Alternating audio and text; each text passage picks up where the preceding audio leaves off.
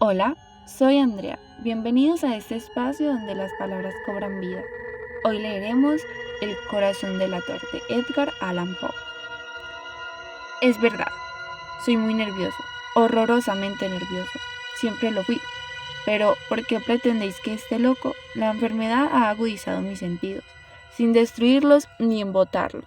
Tenía el oído muy fino, ninguno le igualaba. He escuchado todas las cosas del cielo y de la tierra, y no pocas del infierno. ¿Cómo he de estar loco? Atención, veréis con qué sano juicio y con qué calma puedo referirles toda la historia.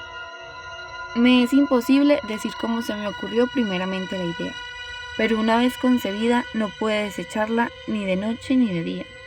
No me proponía objeto alguno ni me dejaba llevar de una pasión. Amaba al buen anciano, pues jamás me había hecho daño alguno, ni menos insultado. No envidiaba su oro, pero tenía en sí algo desagradable. Era uno de sus ojos, sí, esto es. Se asemejaba al de un buitre y tenía el color azul pálido. Cada vez que este ojo fijaba en mí su mirada, se me helaba la sangre en las venas y lentamente, por grados, comenzó a germinar en mi cerebro la idea de arrancar la vida al viejo, a fin de librarme para siempre de aquel ojo que me molestaba. He aquí el quid. Me creéis loco, pero advertid que los locos no razonan. Si hubierais visto con qué buen juicio procedí, con qué tacto y previsión y con qué disimulo puse manos a la obra, nunca había sido tan amable con el viejo como durante la semana que precedió al asesinato. Todas las noches, a eso de las 12, levantaba el picaporte de la puerta y la abría, pero que suavemente, y cuando quedaba bastante espacio para pasar la cabeza, introducía una linterna sorda bien cerrada, para que no filtrase ninguna luz, y alargaba el cuello. Oh, os hubierais reído al ver con qué cuidado procedía. Movía lentamente la cabeza, muy poco a poco, para no perturbar el sueño del viejo, y necesitaba al menos una hora para adelantarla lo suficiente, a fin de ver al hombre echado en su cama. Ah, un loco no habría sido tan prudente. Y cuando mi cabeza estaba dentro de la habitación, levantaba la linterna con sumo cuidado. Oh, con qué cuidado, con qué cuidado. Porque la charlena rechinaba. No la abría más de lo suficiente para que un imperceptible rayo de luz iluminase al ojo del buitre. Hice esto durante 7 largas noches, hasta las 12, pero siempre encontré el ojo cerrado y por consiguiente me fue imposible consumar mi obra, porque no era el viejo lo que me incomodaba, sino su maldito ojo. Todos los días, al amanecer, entraba atrevidamente en su cuarto y le hablaba con la mayor serenidad, llamándole por su nombre con tono cariñoso y preguntándole cómo había pasado la noche. Ya veis, por lo dicho, que debería ser un viejo muy perspicaz para sospechar que todas las noches, hasta las 12, le examinaba durante su sueño. Llegada la 8ª noche, procedí con más precaución aún para abrir la puerta. La aguja de un reloj se había movido más rápidamente que mi mano. Mis facultades y mi sagacidad estaban más desarrolladas que nunca y apenas podía reprimir la emoción de mi triunfo. Pensar que estaba allí abriendo la puerta poco a poco y que él no podía ni siquiera soñar en mis actos. Esta idea me hizo reír y tal vez él durmiendo escuchó mi ligera carcajada, pues se movió de pronto en su lecho como si se despertase. Tal vez creeréis que me retiré. Nada de eso. Su habitación estaba negra como un pez. Tan espesas eran las tinieblas, pues mi hombre había cerrado herméticamente los postigos por temor a los ladrones. Y sabiendo que no podía ver la puerta entornada, seguía empujándola más, siempre más. Había pasado ya la cabeza y estaba a punto de abrir la linterna, cuando mi pulgar se deslizó sobre el muelle con que se cerraba y el viejo se incorporó en su lecho exclamando: ¿Quién anda ahí? Permanecí inmóvil sin contestar. Durante una hora me mantuve como petrificado, y en todo este tiempo no le vi echarse de nuevo. Seguía sentado y escuchando, como yo lo había hecho noches enteras. Pero he aquí que de repente oigo una especie de queja débil, y reconozco que era debido a un terror mortal. No era de dolor ni de pena. Oh no, era el ruido sordo y ahogado que se eleva del fondo de un alma poseída por el espanto. Yo conocía bien este rumor, pues muchas noches a las 12, cuando todos dormían, lo oí producirse en mi pecho, aumentando su eco terrible el terror que me embargaba. Por eso comprendía bien lo que el viejo experimentaba y le compadecía, aunque la risa entreabriese mis labios. No se me ocultaba que se había mantenido despierto desde el primer ruido, cuando se revolvió en el lecho, mas no pudo conseguirlo. Sin duda pensó, eso no será más que el viento de la chimenea, o de un ratón que corre, o algún grillo que canta. El hombre se esforzó para confirmarse estas hipótesis, pero todo fue inútil. Era inútil, porque la muerte que se acercaba había pasado delante de él con su negra sombra, envolviendo en ella a su víctima, y la influencia fúnebre de esa sombra invisible era la que le hacía sentir, aunque no distinguiera ni viera nada, la presencia de mi cabeza en el cuarto. Después de esperar largo tiempo con mucha paciencia, sin oírle echarse de nuevo, resolví entreabrir un poco la linterna, pero tampoco que casi no era nada. La abrí tan cautelosamente que más no podía hacer, hasta que al fin un solo rayo pálido, como un hilo de araña, saliendo de la abertura, se proyectó en el ojo del buitre. Estaba abierto, muy abierto, y no enfurecí apenas la miré. Le vi con la mayor claridad, todo entero, con su color azul opaco y cubierto con una especie de velo hediondo que heló mi sangre hasta la médula de los huesos. Pero esto era lo único que veía de la cara o de la persona del anciano, pues había dirigido el rayo de luz como por instinto hacia el maldito ojo.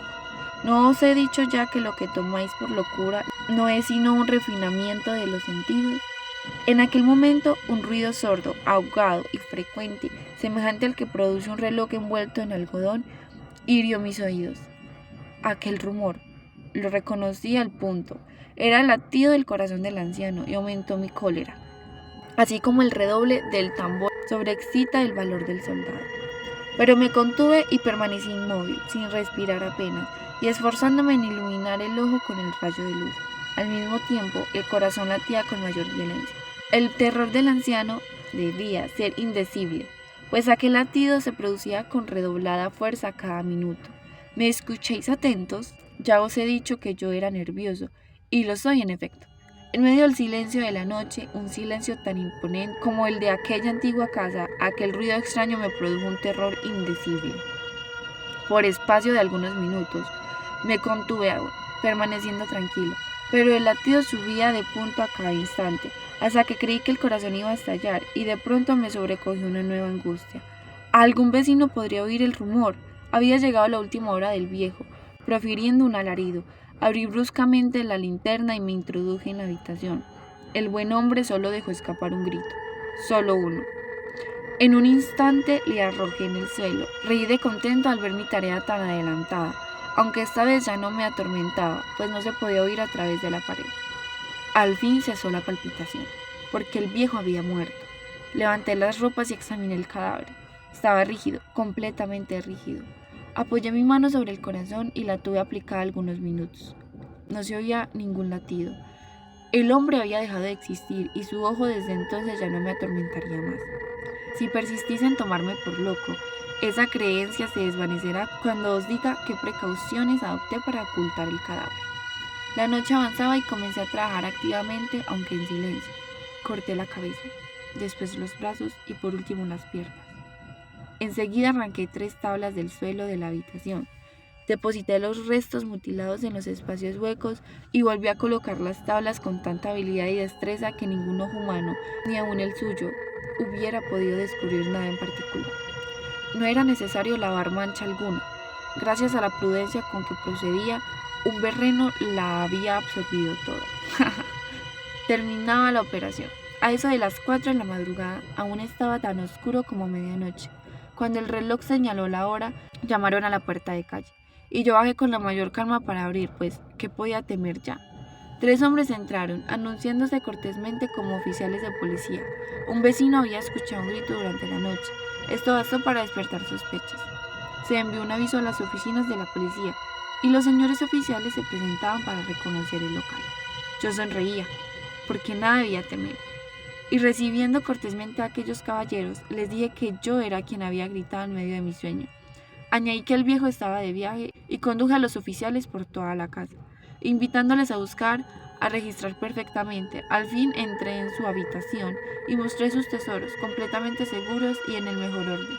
En el entusiasmo de mi confianza, ofrecí sillas a los visitantes para que descansaran un poco, mientras que yo, con la loca audacia de un triunfo completo, coloqué la mía en el sitio mismo donde yacía el cadáver de la víctima. Los oficiales quedaron satisfechos y convencidos por mis modales. Yo estaba muy tranquilo. Se sentaron y hablaron de cosas familiares, a las que contesté alegremente, mas al poco tiempo sentí que palidecía y ansié la marcha de aquellos hombres.